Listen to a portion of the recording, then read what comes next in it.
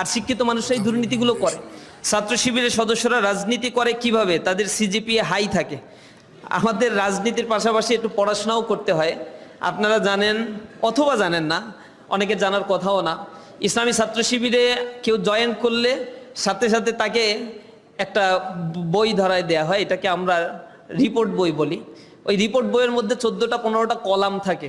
তার মধ্যে 4র্থ নম্বর বা 5ম নম্বর কলামে থাকে পাঠ্যপুস্তক অধ্যয়ন, লাস্টের দিকে একটা কলামে থাকে পত্রপত্রিকা অধ্যয়ন নিয়মিত করেছে কিনা, এরপরে একটা অংশের ভিতরে ক্লাসে উপস্থিতি ঠিকমতো করেছে কিনা।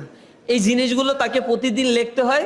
আর মাস শেষে একটা দিন তাকে ডেকে নিয়ে এসে পড়াশোনা, কোরআন হাদিস নামাজ, এরপর হচ্ছে মানুষকে ভালো পথের দিকে আহ্বান জানানো, সেলফ ক্রিটিসিজম, এই কাজগুলো করেছে কিনা এগুলোর হিসাব কিতাব নেওয়া হয়। এই হিসাব কিতাব আবার